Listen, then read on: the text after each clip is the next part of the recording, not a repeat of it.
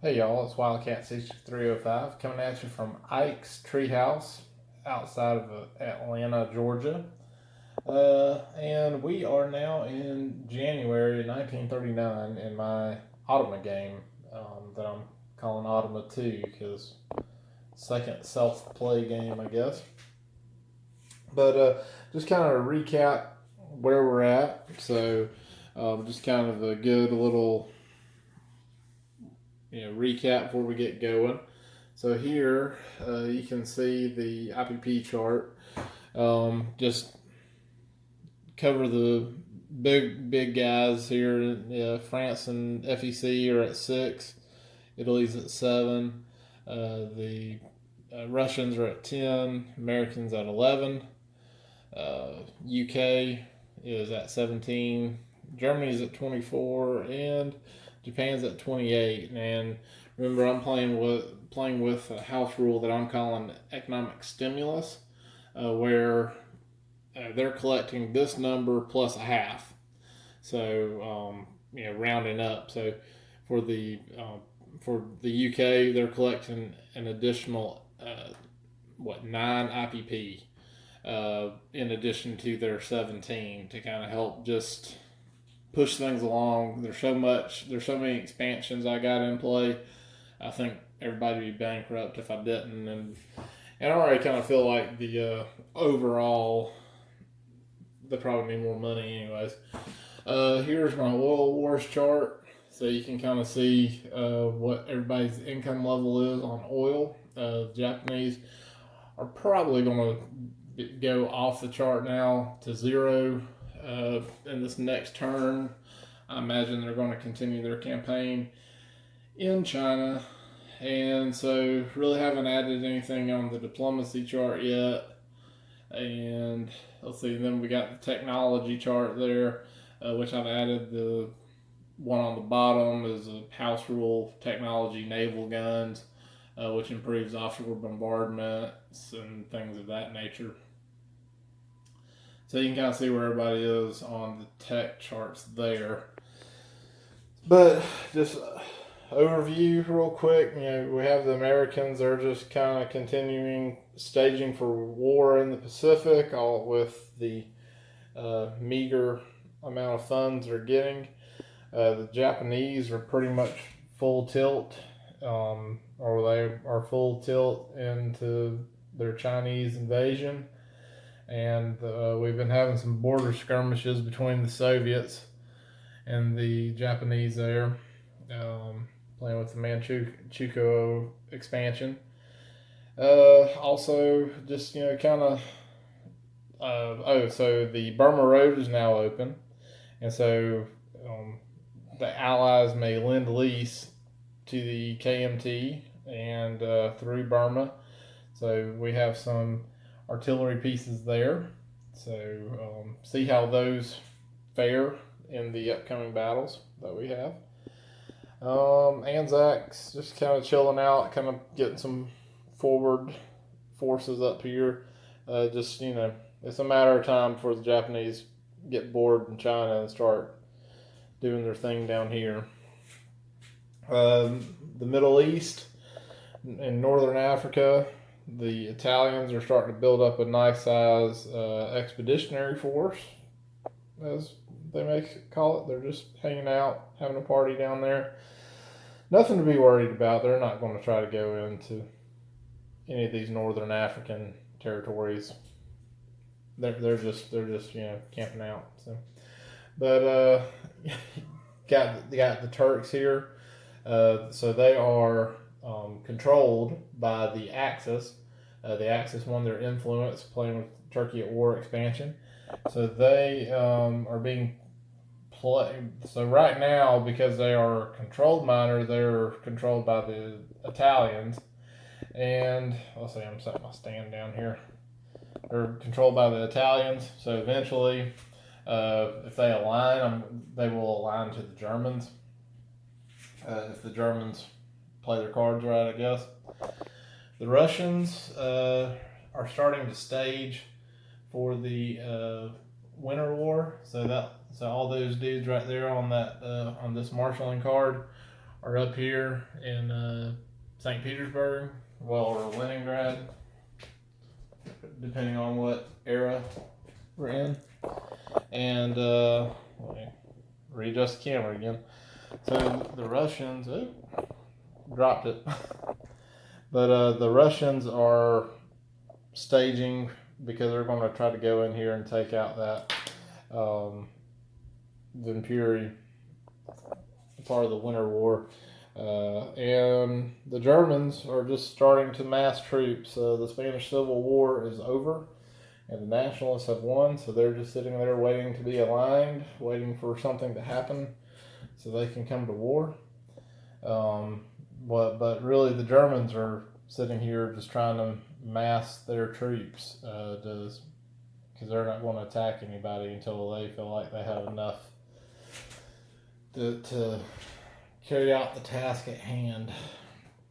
The Americans on the East Coast here and the Canadians are just kind of dabbling, building a few things here and there. The biggest thing for the Americans, I would say, and I probably should have showed it while we were over at the East Coast, over here on the West Coast in Alaska.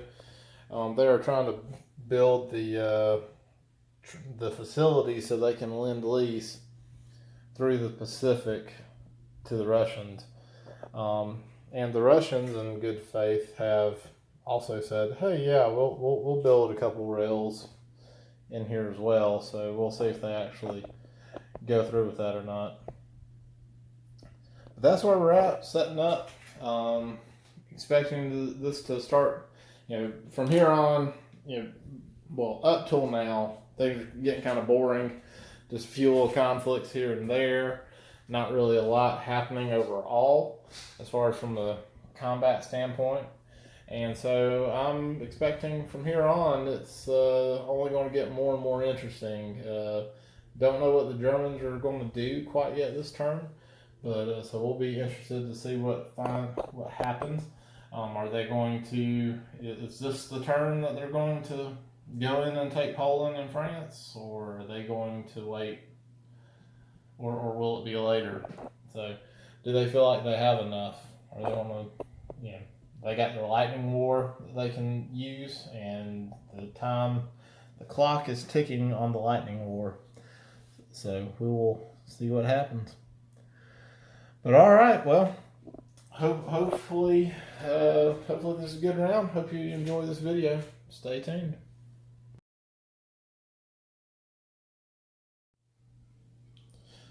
Okay, German turn, January 39. So here's what they built. I forgot how many IPP they had, but it all evened out. Building 3 medium tanks, an infantry, and airborne infantry. And then they did 2 tech rolls, one for long range aircraft, and the other for improved shipyards. They got the improved shipyard, but they missed the long range aircraft. And then, since we're playing Warplan Z, they had to spend up to 12 IPP, so they actually spent 14 IPP on Navy, and they moved the H-39 and H-44 up to stage 2. So they will be ready to place the H-49 and H-44 next turn. So one thing that I wanted to point out, I don't think I pointed it out earlier, but I kind of decided to put it in there. Just kind of if it's not an actual rule, because I don't think it is, but a house rule that I'm kind of was looking in that I've decided to do is anytime you produce something over here, you need to have a slot for it. So that may be aggravating, and I have not violated that rule yet. So, but I think it'd be kind of cool, just kind of, because to me, I feel like there's a lot of times where a major factory, you're like sitting here thinking, well, I got 5 capacity, I'm not using it. So I don't know. To me, it just feels like there's a lot of times where like improved factories would probably be a waste. So I feel like by making a requirement of having of bumping a ship on the production chart, that should count for something. And also using a production chart for or using your production capacity for your tech roll as well. So, but yeah, so that's where everybody is right now. I'm probably not going to move anybody. So really, it's just I got to place these tanks. So place those dudes in the tanks, and I'll just go ahead and do that real quick. Okay, so I went ahead and placed your units. So I put one tank over here to ready for the Polish invasion. I think that should probably build out the Polish invasion force with what I got right there. And then I dropped 2 tanks here in Munich, and then I put the infantry here, and there was actually infantry right here, so I went ahead and moved him over. So then he's in position, so to speak. And so moving the infantry did not cost an oil. So didn't spend any oil this turn, which is what we're needing to do as the Germans, because getting ready for war, we're needing to save up to be able to make our pushes. So, well, we will collect income. Looks like, see, 24, so they should get 36 IPP base, and then they'll get 3 more. I'll see, then they can get up to 5, but we'll go ahead and just say they get 38 from, we'll just make it 38, so they'll get 2 from the Molotov-Ribbentrop pack, and then they'll get 3 oil from the Russians as well. So I'll go ahead and chip that out, but I think that's it, unless I find something I forgot. This is it. Okay, so I did catch one thing I forgot. So I lend-leased oil from Germany to Germany, and so they moved the oil that was here in Slovakia and the oil that was here in Austria, moved it to Berlin.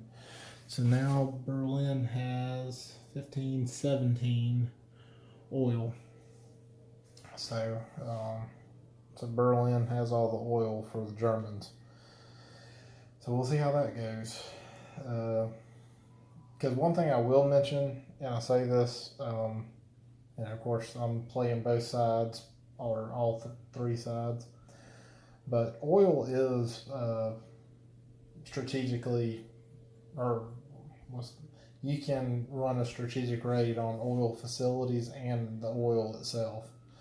So putting it all in one place may not be a good idea, but we'll see. If the British start building up some, if the RAF expands, we may have to figure that out. But it really kind of makes it gives one more reason for the RAF, for the Allies, to go start running raids against the Germans.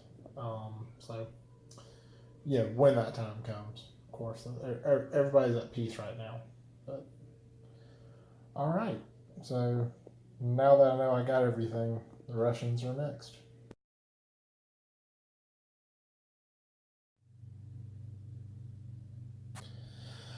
All right, Soviets and CCP. The Soviets bought, I see they had 20 IPP, so they bought a ski troop, motorized, a artillery, and a AA. They also spent 4 on the rail movement. Here, moved it up from stage 3 to stage 2, and then they got their free tech roll And so they're on stage from the Molotov-Ribbentrop Pact, and so they're now on stage 2 heavy armor. And the CCP had 5 IPP, and they bought 1 mountain infantry, so they got 1 left over.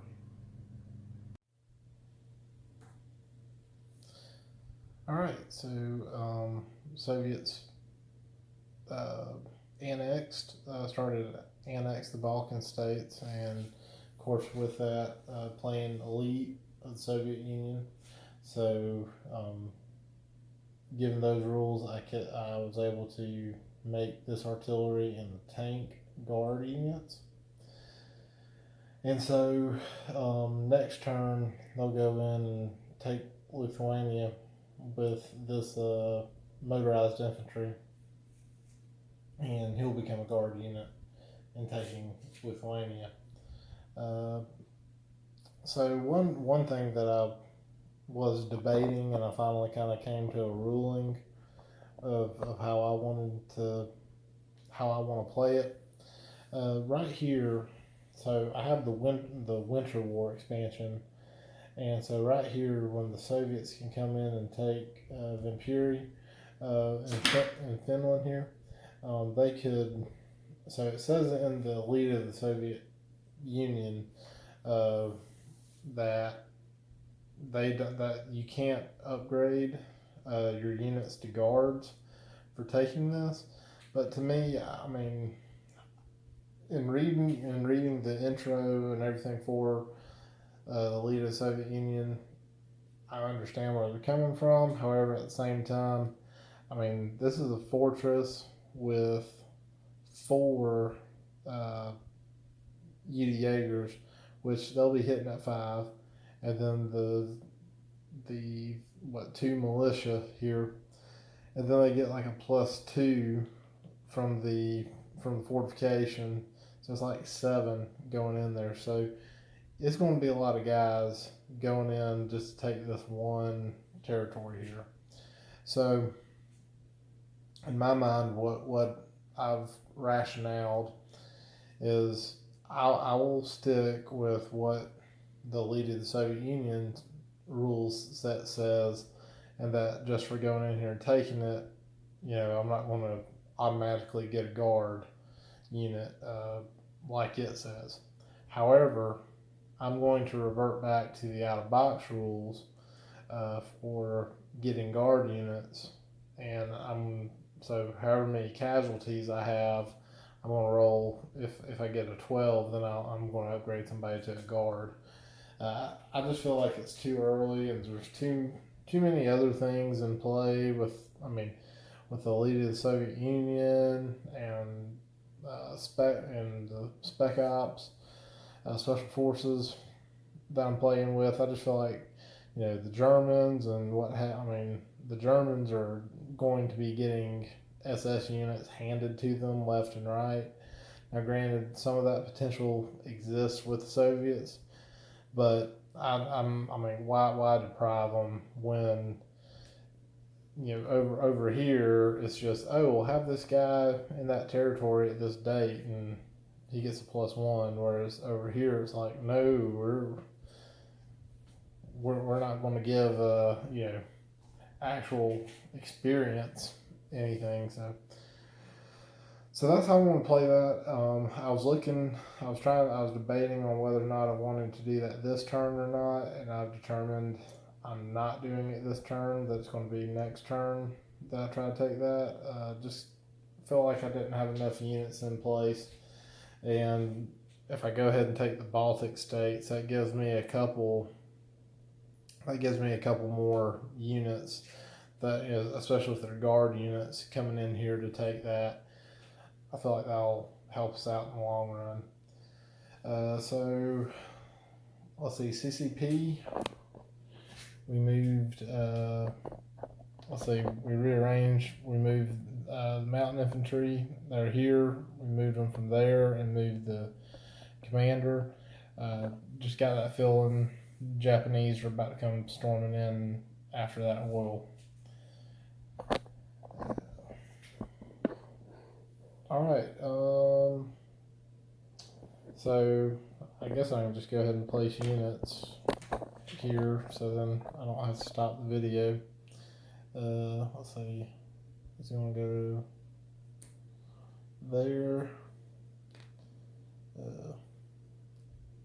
So this is, we want to put the mountain. Yeah, we want to put them back where we moved the other one from. Put that there.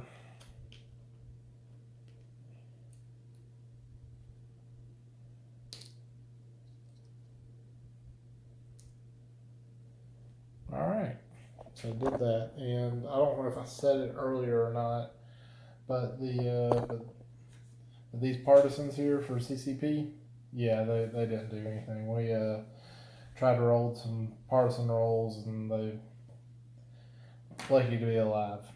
So, well, all right. Well, that ends the Soviet CCP Comintern. Oh, and this oil right here. So I leased it. I moved it from down here, and it's coming up here now. So I'll go ahead and stack that oil. So all right, going to collect income and go from there.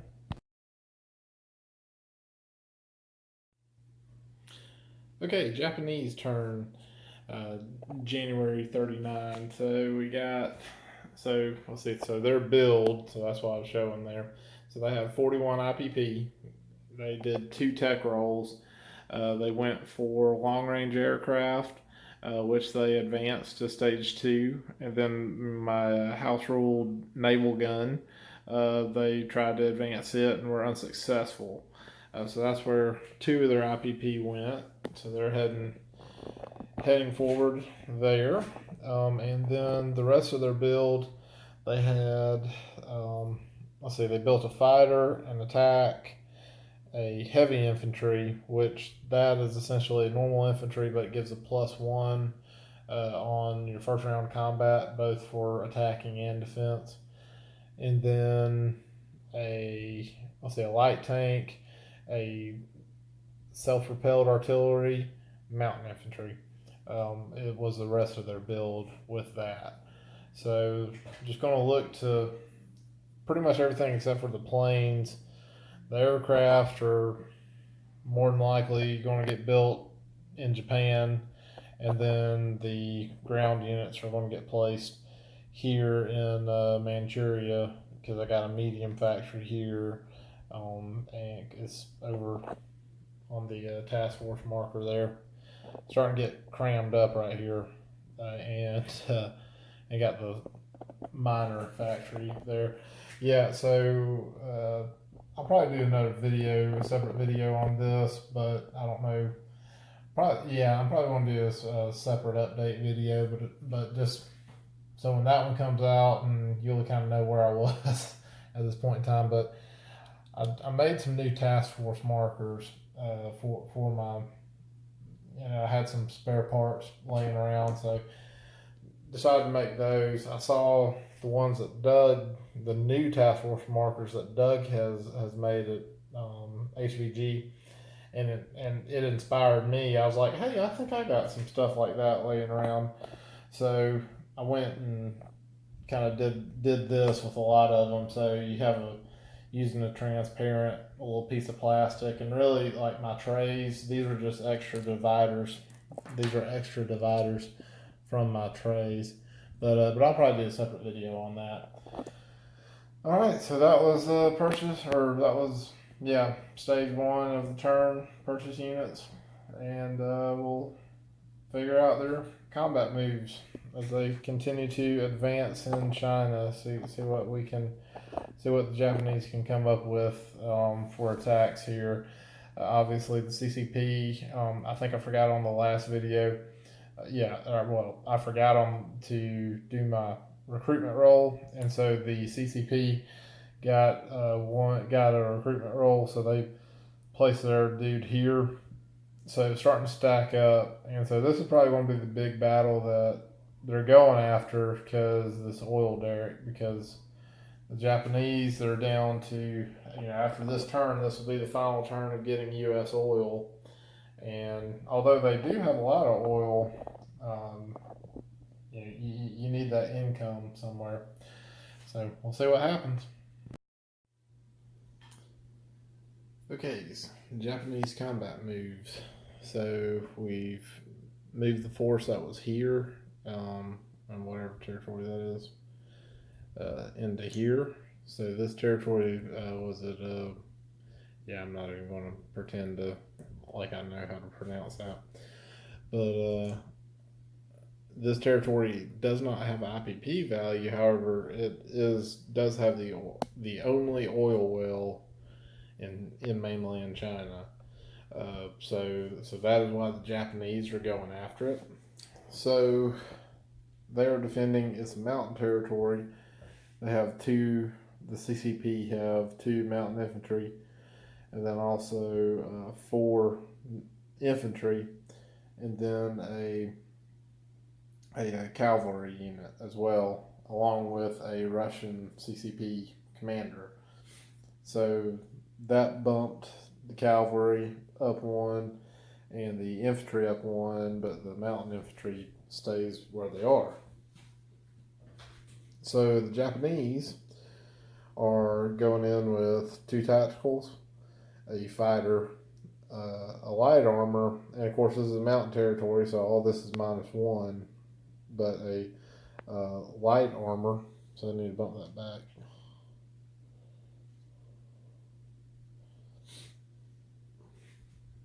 Didn't bump that one back. So the light armor, and then 2 artillery, and then 2 armor cars, a motorized, a self-propelled, and a mountain. So the mountain infantry does not have a negative, since he's mountain infantry fighting in the mountains. My house rule is that armored cars, so they should be attacking at 3, so they're down -1 for being in a mountain territory. My house rule is that they can pair with artillery to give them a +1. So being paired with these 2 armored cars give a +1 to these 2 artillery, so they kind of cancel out. Then this self-propelled is paired with this motorized to increase it from a 1 to a 2, and then this self-propelled is down -1, and then the light armor is -1 as well. So that is what we're looking at here. So I'm going to move the camera back, and actually I'm going to play with my stand for a second and redo this. Okay, got my stand adjusted right. I had to knock it up another notch so I could get everything. One thing I failed to mention. You may have noticed this token underneath this artillery right here. That is chemical weapons. So I'm playing with chemical weapons ordnance. The Italians, earlier when they went into Abyssinia, there's chemical weapons that they have, and I forget which territory it was down there in Ethiopia, but they took chemical weapons in and ended up were able to mask it, so they didn't get caught using chemical weapons in Abyssinia. And so the Japanese, they are going to try to do that as well.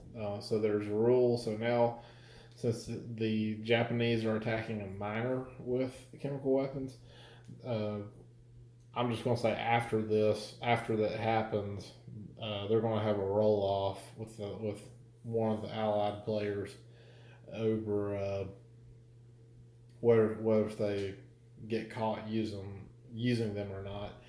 Essentially, if you're caught using chemical weapons, it's -1 victory point for your side, really.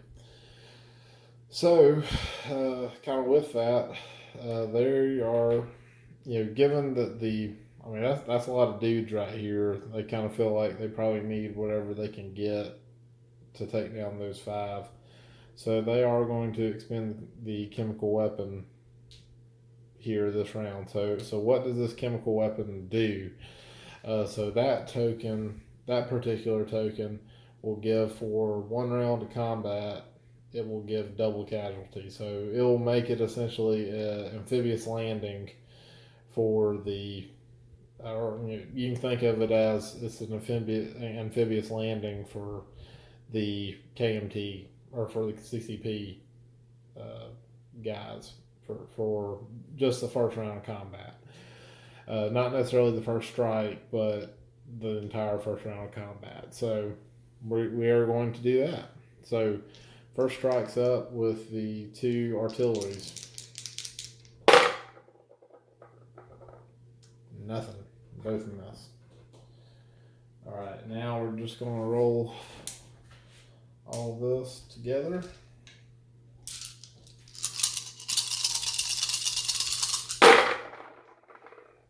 Alright, so got 1 hit. One of the tactical bombers hit. They did not get target selection. The fighter hit. Let's see, I guess I can put these up here. The fighter hit. What's next? The light armor hit. Let's look at the rest of these. Let's see, that's a miss. That's a miss. 5. Okay, and one of these dudes in the back row hit. So that is 4 hits going on.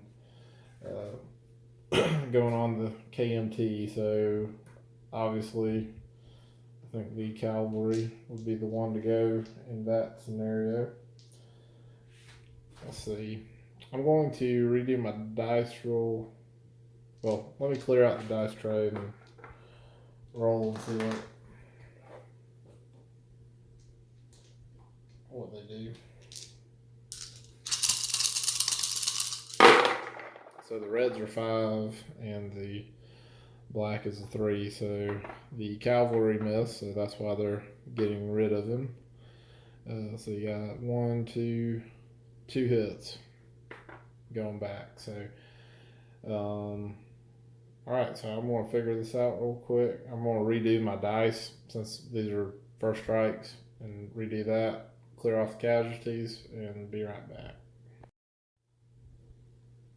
All right, you probably figured this out because you're probably smarter than I am. But but 1 round combat's all that's going forward on that.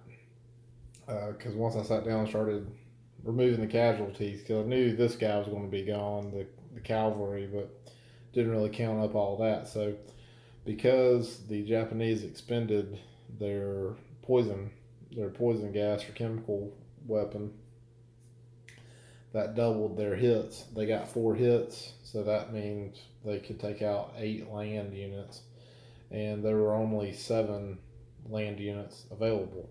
So they're essentially done. So that's probably, so that's going to change the casualties. I didn't catch that. So when they were selecting casualties, we're going to take a artillery and a armored car with that instead of I first grabbed these 2, but we're going to take the armored car and artillery as our casualties. So all these troops now are going into the or taking that. So Japan's taking that territory. However, the one thing that they got to do is we have to have a dice roll off here. So the Japanese and U.S. player or whoever needs to roll opposing dice. So since it was against a minor, the Japanese could try to have this be covert. So if the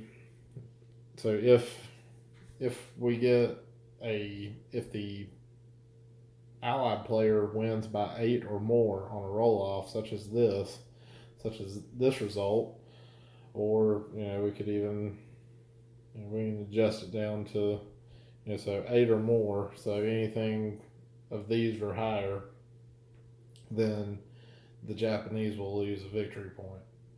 Even if they haven't, they get a -1 victory point. So I'm saying green is Allies and red is Japanese. So we'll see what happens. All right, so they got a 9 and they got a 6. So that's a difference of 3. It had to be 8 for the Allies to win. So they were able to use this chemical weapon covertly. So they will not lose a victory point. And I would say just kind of on the surface that was well worth it. That kept one round of combat. It kept this battle down to one round of combat, even though it was a risk for the overall strategy of the game. Expending a chemical weapon like that, and versus a victory point, it was a risk and it paid off for them. If you were ultra conservative, probably wouldn't have done that. I mean, I'm pretty conservative on that, but I did it anyways. So this is what we got. So I'm going to clean out. So that was the only combat move that I had this turn for the Japanese, and I think I got several non-coms I need to make. So I'm going to clean up my battle board, and I'll show you my non-coms once I complete them. Okay, so summary of the Japanese turn. One thing I did after, but I don't think you really would have cared to see it, but there were 2 partisans. I did combat the partisans and tried to take them out. There were 2 here. Which one was this? Eastern Manchuria. Ended up taking out both of those partisans, and they didn't fire back, or they missed. So took out those 2 partisans. Attacked this one and missed, and attacked these 2 and missed. So that was an added combat that happened that I didn't record there. But like I said, this because really partisan combat's quite uneventful, because either you hit them the first time, or if you miss, then they fade, kind of like a sub submerging, and really because they'll defend at a 1. So really the only time they're going to actually fire back at you is if you hit them the first time. So, but yeah, let's see. So what else happened? Okay, so my non-combats, moved some troops that were here. Let me do it. Yeah. So I moved some. Let's say I moved the infantry off of Japan, and the armored car and artillery that I built in Japan last turn, and the special and my Special Naval Landing Force SNLF divisional force, moved all of them over to this territory, whatever it is. I don't even see the name; it's covered up. But moved it over to there, looking at probably trying to take out this territory, having a good little battle next time if they don't. So these guys are here. So that's a fighter, 2 Marines, a artillery, a light tank, and a motorized with a commander. So, and I brought a chemical weapon over with me from Japan when I brought that artillery. I figured, heck, why not? I got lucky once. I guess actually the Axis, if you count the Italians, they've gotten lucky twice now on being able to be covert using their chemical or biological weapon. So yeah, that's actually a biological weapon. This is a chemical weapon. That's a biological. So the chemical the chemical doubles the casualties. So it's like poison gas, and the biological. Yeah, saying that right. The biological, it will attack every unit in that zone at a 3. So that's pretty powerful, and I think it's for 2 rounds. Could be wrong, but I'm pretty sure it's 2 rounds at 3. So that's pretty stout. taking that in there. So, but yeah, that's pretty much what they got. Reset the planes. Had a bunch of dudes here in Nanking and split that up into these two zones here. Just kind of get ready to build up a new front line there. But other than that, they collected 42 IPP. The turns of getting stuff from the Americans is over. So that was their third round of attacking in China. So all their American bonuses are gone, and they have one oil which they did not collect, or which because kind of like you can't produce that oil at the same turn you collect it. But and they lend-leased some oil to themselves to move oil off of Formosa to the main island, and then and from Nanking to here to the home country, because once again you can only use oil that's in the home country. So, but that is the Japanese turn. I think I got everything on that video. So we'll be moving on to the Commonwealth.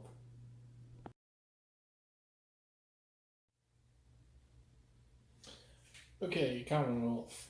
Commonwealth, Netherlands, and France, and the French turn. So starting off, and I need to find my pointer. Oh, here it is. So starting off, the UK, London, just my camera. So UK, London built two fighters. One's going to go in Cairo, the other's going to go in London, and then built a combat engineer, going to put that in London as well to start. In case they start building defenses, they'll have that in London so they can start deploying some of their defenses that I have in my house rule.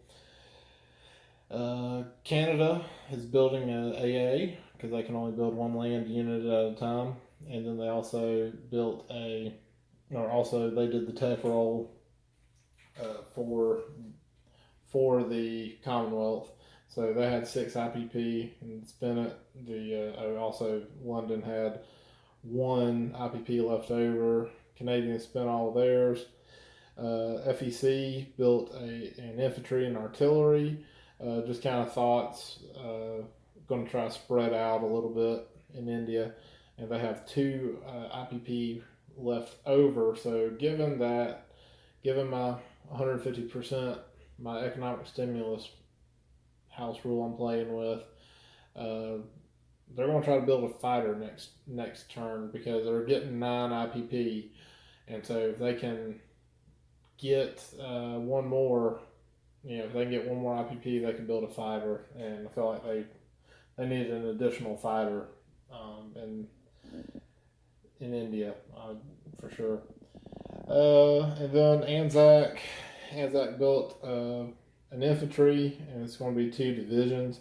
So I went ahead and just put 2 divisional markers there and built a militia with the intent of putting that militia in northern Australia. Oh, it's on camera. You can see it.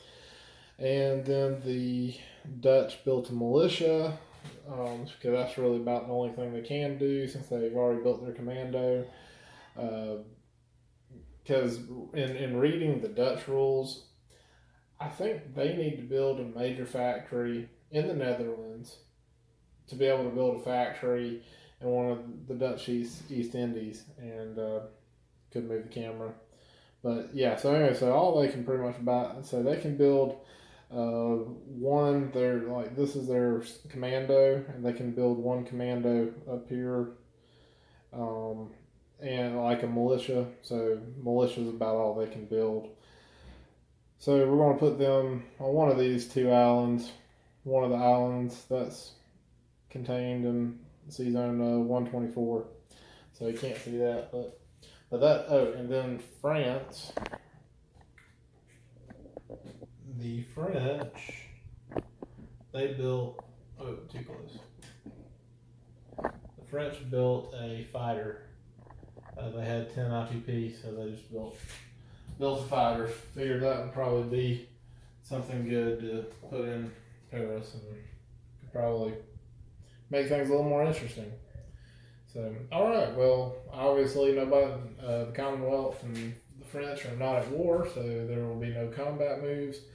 So we'll go ahead and jump into doing non-coms, and I'll probably just give you a summary of that and go from there.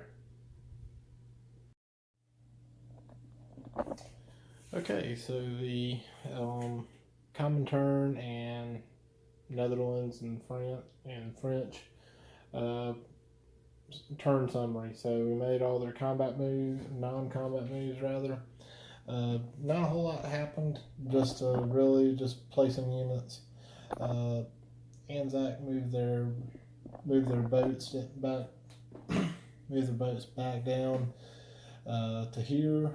And next turn we're going to take we're going to load up a couple of these divisional troops and probably take them out.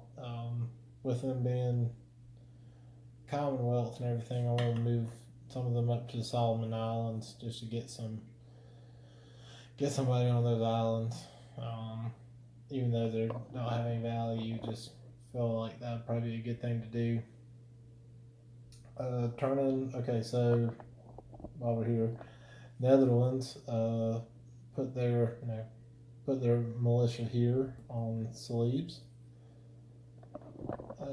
FEC obviously placed their dudes here, but then also moved the light tank and self-propelled artillery over to Burma. Okay, so I guess the one move to note, the UK moved infantry from Egypt over to Gibraltar on this transport, and so that they moved. So the transport moved 1, 2, and back.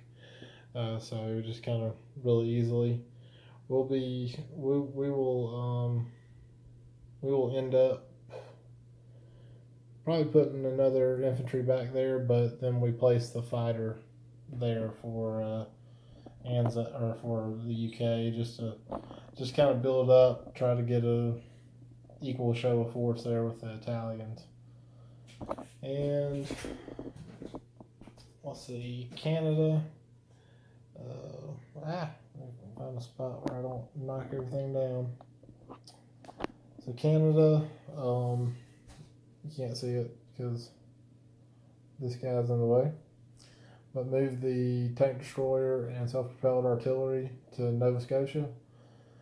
Just felt like that'd probably be a good thing to do. Just looking at Canada, given that Labrador, Newfoundland, and what's labeled as St. Pierre, which I know that's not, and what's labeled as Labrador. I know all these labels are wrong, but what's labeled as Labrador, Newfoundland, and St. Pierre are all. Anyways, I felt like out of these territories, Nova Scotia is going to be what's hit if you're going to invade. So I went ahead and moved those up a little bit and moved whatever the Queen's Rifles or whatever up here back into Ottawa. And we placed the AA gun there, obviously, because that's the only place we can place it. And then the UK, London, nothing really happened here. Didn't move anything. Just placed an extra fighter and a combat engineer. So we collected incomes.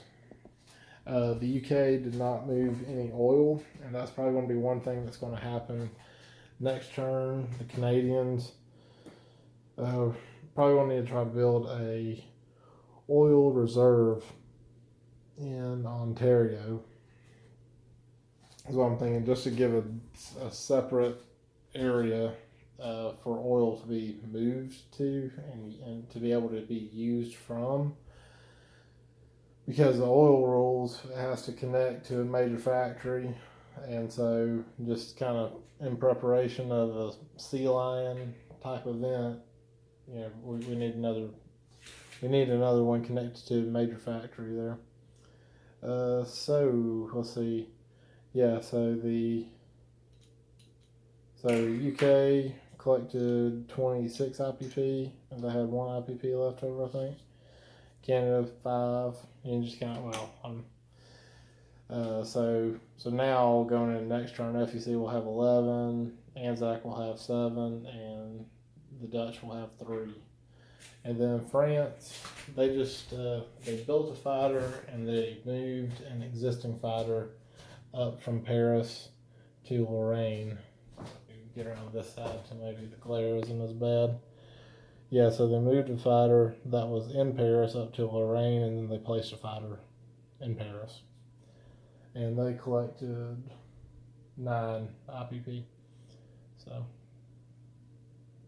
all right, well, that's all I got for this. The Italy should be next.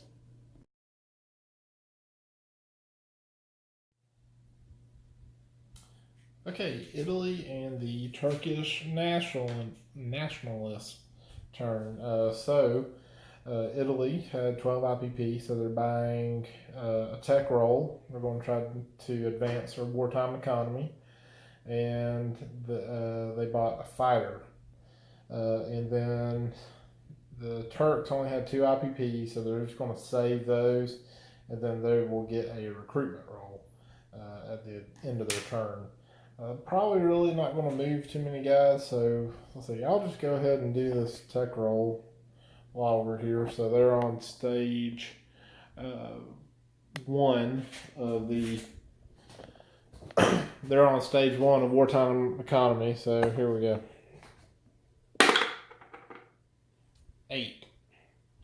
So that's the most exciting thing that happened. So they advanced to stage 2, wartime economy. So I'm gonna smoke it over, see if we got any non-combat moves to make. They're not at a stage where they're gonna declare war on anybody, but we'll go from there. Okay, so Italy and Turkey did not move anybody, so they stayed with what they had. Italy collected their income. They got 11 IPP, and they got 3 oil from the Americans that went right here to their major factory, or where their oil well is under the major factory. Placed their fighter in, which one was that one? Tripoli. And then, let's see, the Turks got another 2 IPP. They missed their recruitment roll, so they did not add anybody here. However, their partisan rolls, before they did that, there was a partisan here in Cyprus. He did not make the partisan recruitment roll in Cyprus, so he missed that. But they did make on their 5th column roll, which is a free partisan roll in the surrounding area. They did make that, so there is now a Turkish partisan in Syria. But other than that, that's all that happened for the Italians and the Turks. So we'll be moving on to the Americans KMT.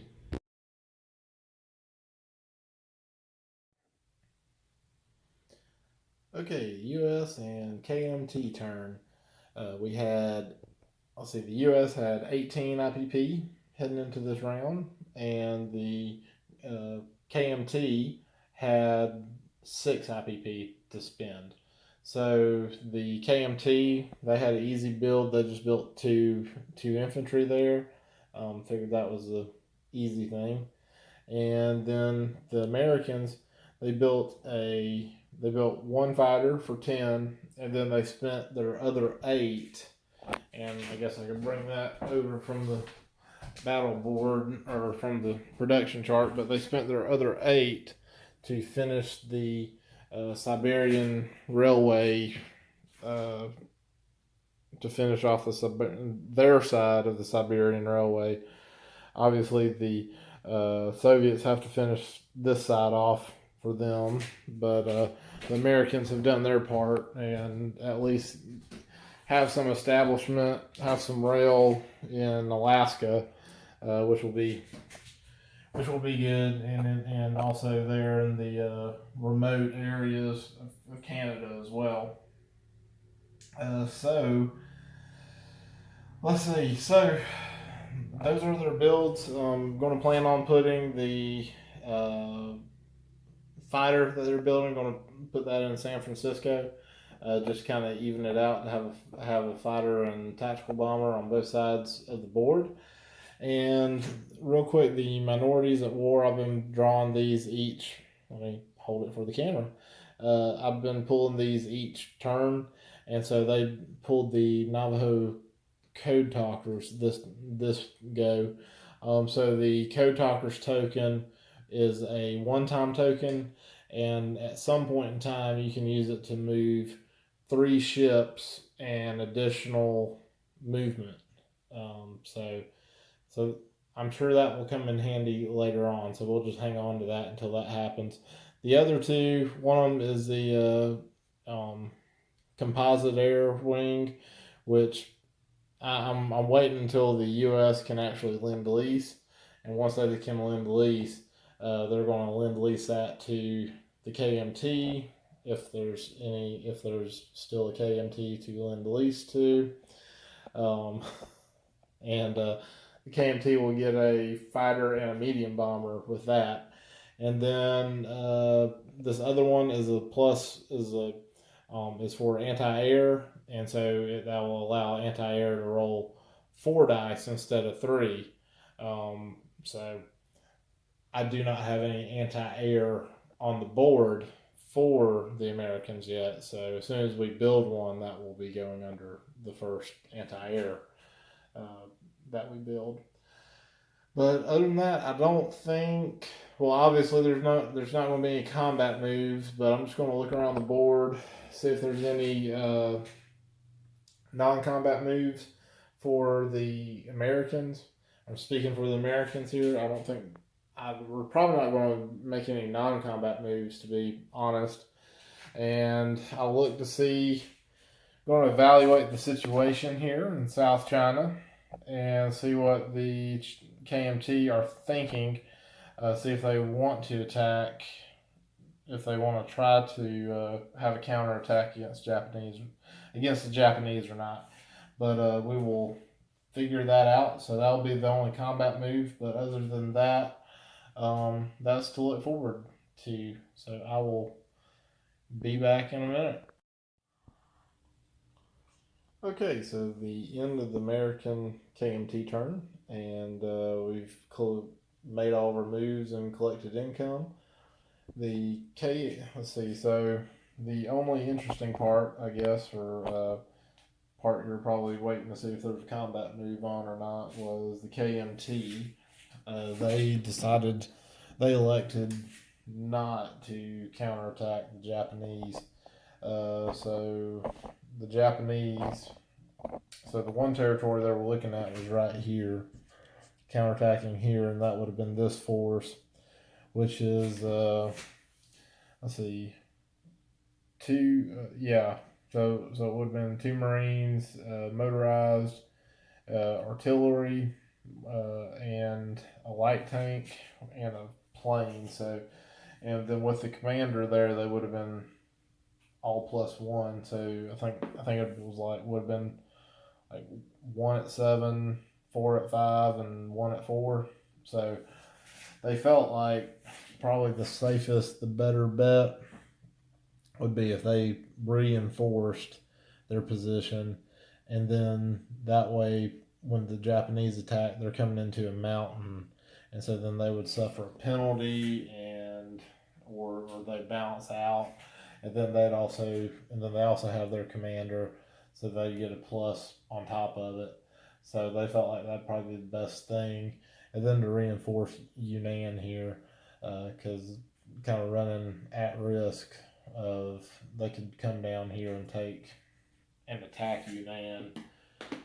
So we'll see what the Japanese end up doing next turn, but that's what that's what we're looking at right now. The Americans, they ended up just placing the fighter. They placed the fighter here in San Francisco, and they also completed the railway. The what's it called? The Alaska Siberia Railroad. So with the rail in let's see, from Alaska to Yukon to BC. So now there's a rail, and people can non-com rail up to Alaska, and there's the naval port here too. So Lend-Lease could flow that way, but the Russians have to finish their side of it. And let's see, what two territories is it? They have to build 2 railroads. Yeah, from here to there and from there to there. So one here and one here. So they get those 2 railroads and then Lend-Lease throughout.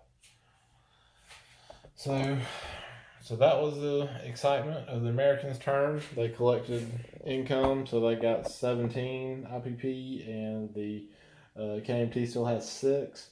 Going into the next round, I believe that's right. I may double check that on Japanese. Yeah, that probably looks right.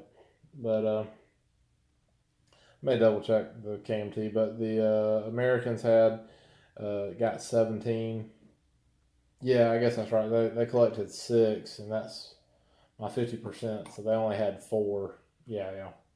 And then the U.S. they collected 17 because they're at 11 IPP here. So my board at the end of the turn, right there. So where everybody's at. And and as far as oil, so now that the Americans are collecting 6 IPP and they're needing 6 IPP to restock in their Lend-Lease reserve. So that's what they got going on there. So all of it just went here rather than going out on the board, and they didn't move anything either. So, but that is the end of January 1939. So we'll be moving into July 1939, and you see we got World War II actually starts. So going to be exciting. Next turn, everything, gloves start coming off, and able to, some of the restrictions, all the majority of the restrictions move away and what have you. So it'll be exciting. Sorry this video took a little while to get out. Life happened mid-turn, so it's just taking me a little bit longer than usual. I usually like to try to do have real time a week on each turn, but or aim for that. But this one took a little bit longer. But well, thanks for watching, and remember to subscribe if you like the video. And until next time, be safe out there.